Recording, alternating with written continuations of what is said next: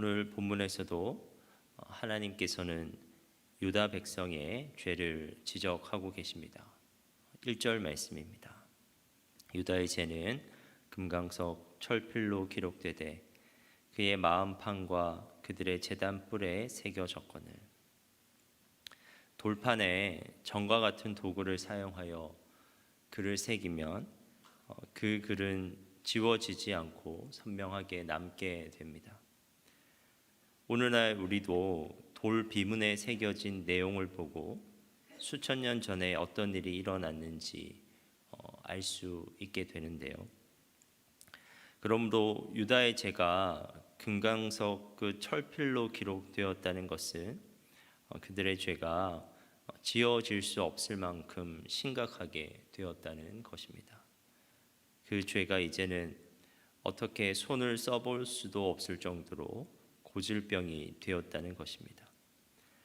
그리고 1절에 제단 뿔은 제단에서 가장 거룩한 곳으로 희생 제물에 피를 바르는 곳이었습니다. 그런데 그곳에까지 죄가 새겨졌다는 것은 그들의 종교조차 되돌릴 수 없을 만큼 타락하였음을 나타냅니다. 그런데 그들의 죄는 그들의 자녀들에게도 영향을 주었습니다.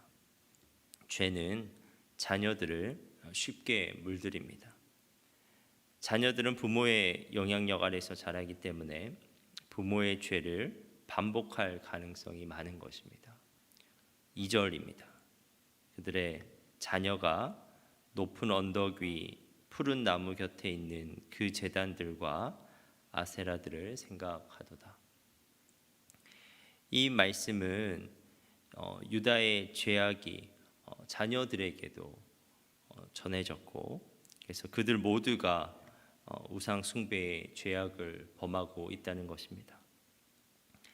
2절에서 높은 언덕 위 푸른 나무 곁에 있는 그 제단들이란 바알 숭배를 위한 제단을 말합니다. 왜냐하면 바알 숭배는 주로 높은 언덕에 울창한 나무 아래서 행하여졌기 때문입니다. 그리고 이러한 바알 숭배에는 반드시 아세라 숭배도 함께 동반되었습니다. 아세라는 바알의 아내로 여겨진 신입니다. 바알과 아세라는 가나안 족속의 대표적인 우상으로서 이스라엘 백성은 가나안에 들어온 직후부터 이 바알 숭배에 깊이 빠지게 되었으며 그들 가운데서 이 바알 숭배를 완전히 척결한 예는 거의 없었습니다. 그렇다면 하나님의 백성이고 하나님의 구원을 체험한 유다 백성이 어떻게 이토록 바알과 아세라를 섬기는 것에 몰두하게 된 것일까요? 이에 대한 대답은 바알과 아세라가 어떠한 신인지를 알면 분명해집니다. 바알과 아세라 우상은 한마디로 풍요의 신이었습니다. 유다 백성은 가나안 땅 정착 이후에 말씀대로 올바르게 사는 삶보다 잘 먹고 잘 사는 풍요로운 삶에 더 가치를 두었습니다. 스스로 생각하기를 하나님의 말씀이 그 풍요로운 삶을 방해한다고 생각되면 당연하다는 듯이 그 말씀을 따르지 않았습니다. 하지만 그들은 잊고 있는 것입니다. 궁극적으로 그 땅을 허락한 분도 그리고 그 땅을 지켜줄 수 있는 분도 하나님이시라는 것을 잊은 것입니다. 결국 그들은 풍요를 추구하며 하나님을 버렸는데 그 풍요를 하나님으로부터 빼앗기게 됩니다. 그들은 풍요를 추구하며 우상 숭배를 하였는데 우상 숭배가 초래한 것은 풍요가 아니라 재앙이었습니다. 3절과 4절입니다. 들에 있는 나의 산아 내 온 영토의 죄로 말미암아 내가 네 재산과 네 모든 보물과 산당들로 노략을 당하게 하리니 내가 네게 준 내 기업에서 네 손을 뗄 것이며 또 내가 너로 하여금 너희 알지 못하는 땅에서 내 원수를 섬기게 하리니 이는 너희가 내 노를 맹렬하게 하여 영원히 타는 불을 일으켰습니다. 여러분, 유다 백성은 하나님에 대해 오해한 것입니다. 그들은 하나님의 말씀대로 살아가는 것이 풍요와 반대되는 삶이라고 생각하였습니다. 하지만 그렇지 않습니다. 하나님이야말로 진정한 풍요의 근원이 되십니다. 신명기 11장 13절부터 15절에서 하나님께서는 그들에게 분명히 이렇게 약속하셨습니다. 내가 오늘 너에게 명하는 내 명령을 너희가 만일 청종하고 너희의 하나님 여호와를 사랑하여 마음을 다하고 뜻을 다하여 섬기면 여호와께서 너희의 땅에 이른비 늦은비를 적당한 때에 내리시리니 너희가 곡식과 포도주와 기름을 얻을 것이요 또 가축을 위하여 들에 풀이 나게 하시리니 네가 먹고 배부를 것이라. 분명 하나님께서는 하나님의 말씀대로 살아갈 때 하나님의 백성인 이스라엘 백성의 삶을 책임지시겠다고, 그들의 삶을 풍요롭게 하시겠다고 약속하셨습니다. 그러므로 하나님의 백성인 그들은 풍요를 삶의 목적으로 삼고 풍요를 위해서 수단과 방법을 가리지 않고 살아가서는 안 되었습니다. 그들은 하나님을 경외하는 삶을 목적으로 삼고 하나님께서 허락하시는 풍요를 누리는 삶을 살아야만 했던 것입니다.